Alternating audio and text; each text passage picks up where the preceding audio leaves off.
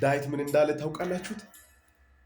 26ኛው ምዕራፍ ቅንፍ 27 በቁጥር 1 እግዚአብሔር ብርሃኔና መድኃኒቴ ነው፣ የሚያስፈራኝ ማን ነው?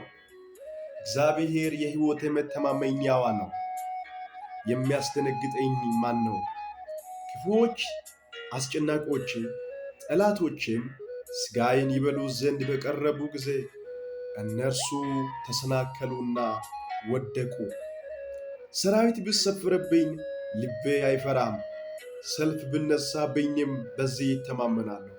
እግዚአብሔርን አንዲት ነገር ለመነው፣ እርሱንም ይሻዋለሁ፣ በሕይወቴ ዘመን ሁሉ በእግዚአብሔር ቤት ይኖር ዘንድ እግዚአብሔርን ደስ የሚያሰኝ ነው አይ ዘንድ መቅደሱን ይመለከት ዘንድ።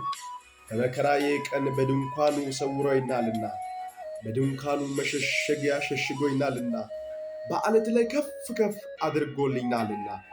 እነሆ አሁን በዙሪያዬ ባሉ በጠላቶቼ ላይ ራስን ከፍ ከፍ አደረገ።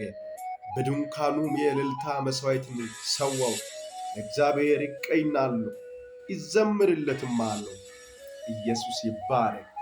እግዚአብሔር መድኃኒታችን ነው።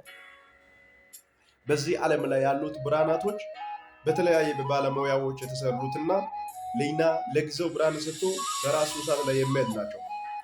ለምሳሌ ስለ ጨረቃና ስለ ፀሐይ እናነሳ።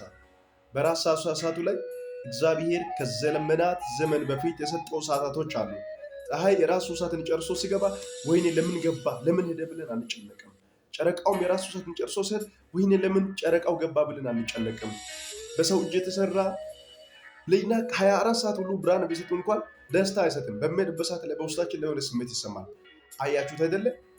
እግዚአብሔር አሁን ከፀሐይም ከጨረቃም በሚበልጥ በልጁ በኢየሱስ በኩል ለኛ በርቶልናል።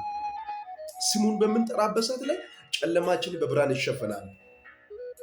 ደግሞ በዚህ ዓለም ላይ ያሉት መድኃኒቶች እያንዳንዱ መድኃኒት በባለሙያ ነው የተሰራ።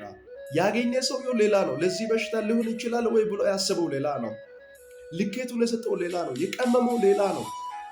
አንድ ለኮላሊት ታማሚው ለዚህ ሰውዬ ይህ መድኃኒት ያስፈልጋል ሌላ ነው። ላብራቶሪ ክፍል ሌላ ነው። መርፌውን የሚወጋ ሌላ ነው። ዶክተሩ ሌላ ነው። ነርሱ ሌላ ነው። ካርድን የሚሰጥ ሌላ ነው። የእኛ እግዚአብሔር ግን መድኃኒታችን ነው።